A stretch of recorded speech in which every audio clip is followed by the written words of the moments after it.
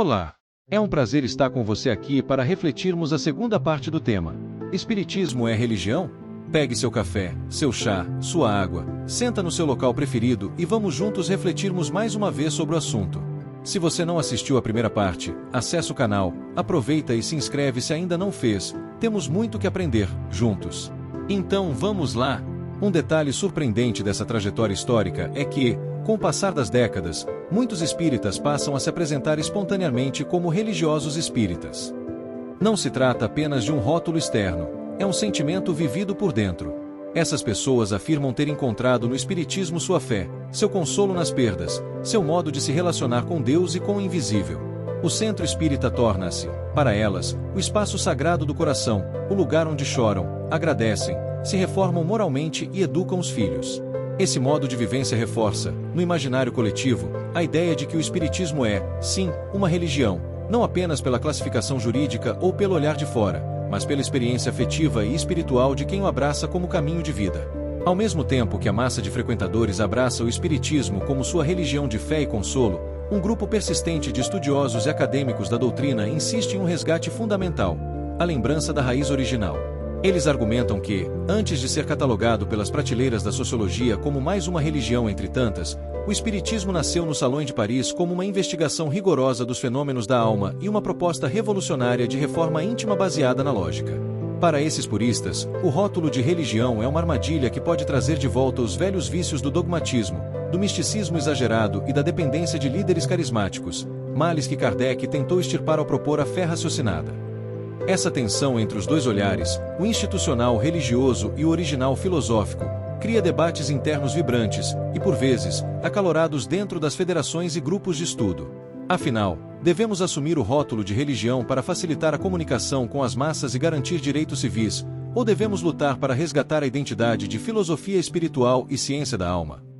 De um lado, estão os que temem a igrejaização do centro espírita, com seus ritos velados e burocracias. De outro, os que entendem que o ser humano médio precisa do acolhimento religioso para suportar as dores da existência. Essa dualidade não é um defeito, mas uma característica intrínseca do movimento. O espiritismo vive nesse fio da navalha conceitual. Se pender apenas para a ciência, torna-se frio e acadêmico, perdendo contato com o sofredor que busca o passe e a palavra de esperança. Se pender apenas para a religião, corre o risco de se tornar uma seita dogmática, perdendo liberdade de pensamento e o espírito crítico que são seus pilares. O grande desafio do século XXI é justamente equilibrar essas duas forças, manter o coração aquecido pela fraternidade religiosa sem deixar que o cérebro abdique da análise científica e filosófica dos fatos. O resultado final dessa longa linha do tempo é, no mínimo, curioso e irônico. O espiritismo não nasceu com o plano de negócio de ser mais uma religião no catálogo mundial, mas ele foi sendo gradualmente empurrado, rotulado e, em certo sentido, acolhido nessa categoria por pressões de todos os lados. Foi empurrado pelos olhos do público, que não concebia a espiritualidade sem o nome religião. Foi rotulado pela burocracia dos estados, que precisava de uma gaveta jurídica para organizar os centros. Foi moldado pela linguagem dos jornais, que buscavam simplificar conceitos complexos para o leitor comum. E, finalmente, foi abraçado pela experiência afetiva de seus próprios seguidores, que transformaram o estudo em devoção. O espiritismo virou religião para a sociedade de fora para dentro, mesmo continuando a ser, em sua essência e nos seus manuais de base, uma proposta de fé raciocinada, estudo contínuo e transformação moral individual. Essa conversão compulsória ao status de religião trouxe benefícios imensos, como a capilaridade social e a força para realizar obras de caridade colossais, mas também trouxe o ônus de ser cobrado como uma instituição religiosa tradicional. A sociedade espera do espiritismo o que espera de qualquer igreja: coerência ética, acolhimento e respostas para o além. No entanto, o espiritismo responde de forma diferente. Ele não oferece a salvação por meio de um ritual, mas através do esforço próprio. Essa é a grande pegadinha histórica. O mundo chama de religião, ele aceita o nome para poder trabalhar, mas, assim que o indivíduo entra pela porta, a doutrina lhe entrega um livro e diz: estude, questione e transforme-se. O espiritismo é uma religião que, paradoxalmente, trabalha para libertar o homem das amarras das religiões dogmáticas. Quando você entra hoje em um centro espírita, o que seus olhos captam de imediato reforça séculos de construção social. Você vê fileiras de cadeiras simples, ouve o burburinho do estudo do Evangelho, observa pessoas em fila para receber o passe, escuta preces proferidas com emoção e nota o movimento incessante do trabalho social e da sopa fraterna. Aos olhos do mundo, tudo isso tem cara, cheiro e cor de religião.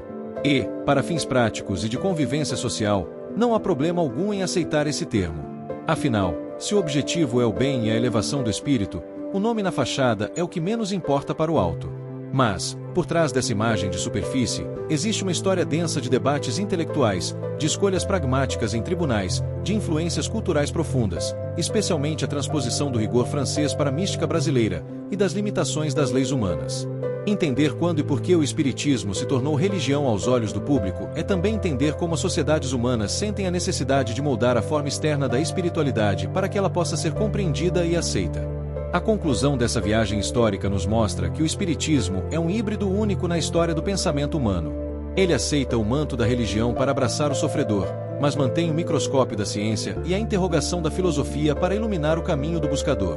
Apesar de todos os rótulos, etiquetas e manchetes de jornal, a essência da doutrina continua a mesma de 1857. Um convite silencioso e persistente para que cada pessoa, independente de se considerar religiosa ou não, ouse pensar por si mesma, sinta conexão com o invisível e cresça moralmente através do serviço ao próximo. No fim das contas, seja ciência, filosofia ou religião, o que importa é o quanto de luz ele consegue acender na escuridão da alma humana. Muito obrigado por chegar até aqui comigo neste vídeo. Se você acompanhou até o final, saiba que sua busca por conhecimento e reflexão é um passo importante na jornada espiritual. Se este conteúdo tocou seu coração, compartilhe com quem também busca respostas e se inscreva no canal para que possamos continuar levando mensagens de luz, esperança e esclarecimento sobre o Espiritismo. Que os espíritos de luz abençoem você, sua família e todos que estão ao seu redor. Estamos sempre publicando conteúdos espíritas para ajudar a todos nessa caminhada de evolução e amor. Até o próximo vídeo. Muita paz e luz.